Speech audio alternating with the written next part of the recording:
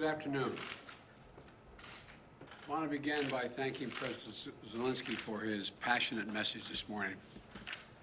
I listened to it in the private residence, and he was convincing and significant speech. He speaks for a people who have shown remarkable courage and strength in the face of brutal aggression.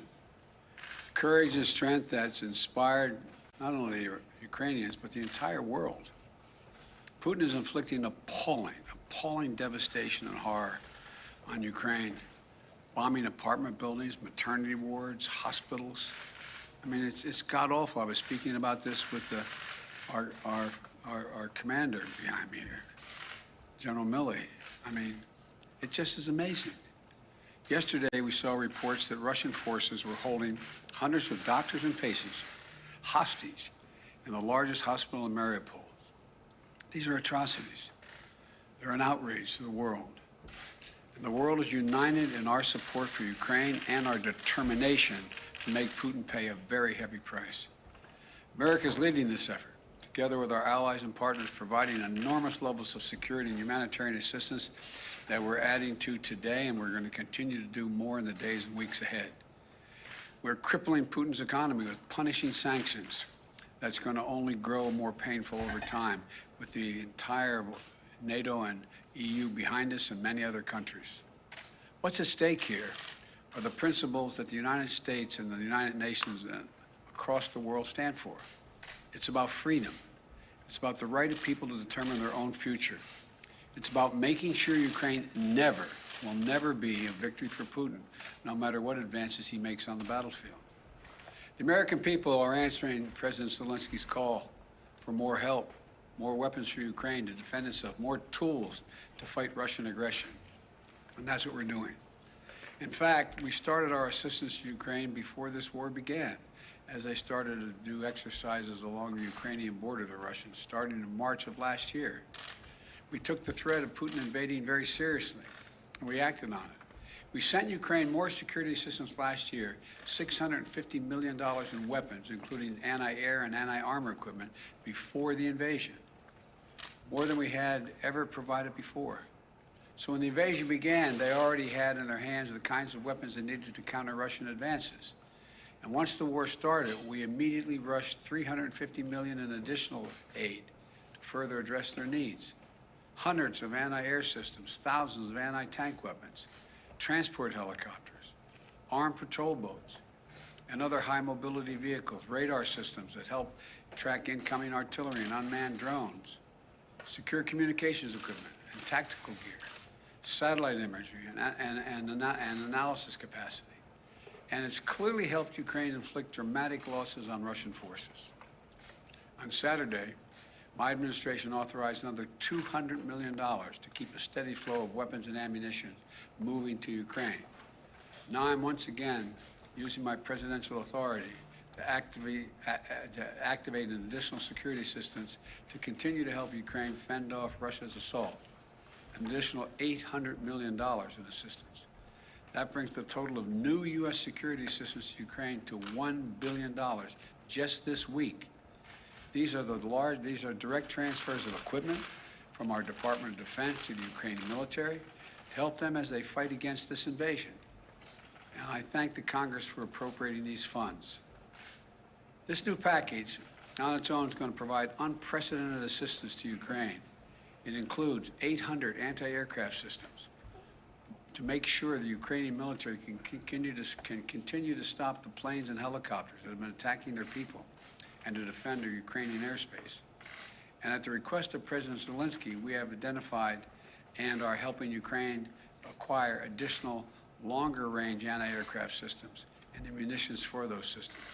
Our new assistance package also includes 9,000 anti-armor systems. These are portable, high accuracy shoulder-mounted missiles that the Ukrainian forces have been using with great effect to destroy invading tanks and armored vehicles.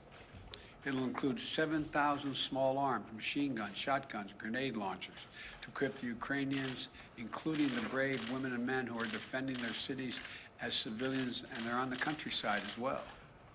and as well as the ammunition, artillery, and mortar rounds to go with small arms, 20 million rounds in total, 20 million rounds.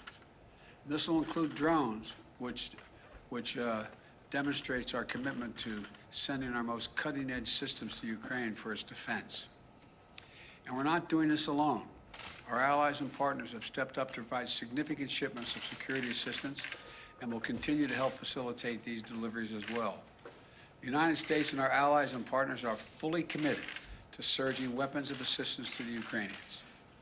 And more will be coming as we source additional stocks of equipment that we're ready to transfer. Now I want to be honest with you. This could be a long and difficult battle, but the American people will be steadfast in our support of the people of Ukraine in the face of Putin's immoral, unethical attacks on civilian populations. We are united in our abhorrence of Putin's depraved onslaught, and we're going to continue to have their backs as they fight for their freedom, their democracy, their very survival. And we're going to give Ukraine the arms to fight and defend themselves through all the difficult days ahead.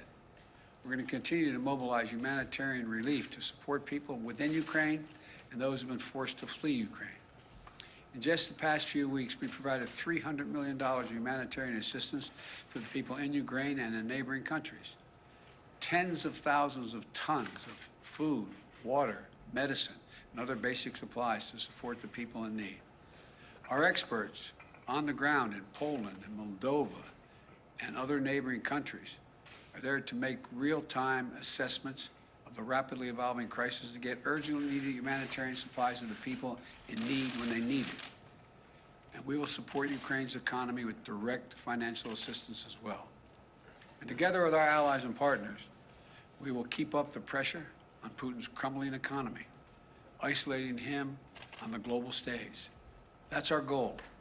Make Putin pay the price, weaken his position, while strengthening the hand of the Ukrainians on the battlefield and at the negotiating table.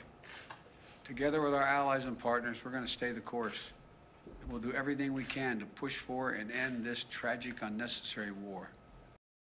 This is a tool that pits the appetites of an autocrat against humankind's desire to be free. And let there be no doubt, no uncertainty, no question. America stands with the forces of freedom. We always have and we always will.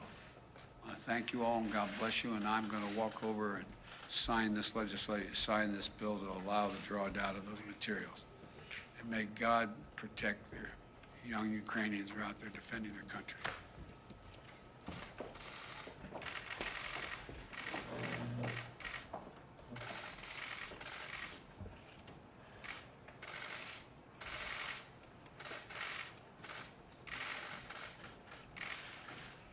What I'm signing here is delegation authority under Section 506A1 of the Foreign Assistance Act of 1961, translated into plain English, a total of $800 million in defense art.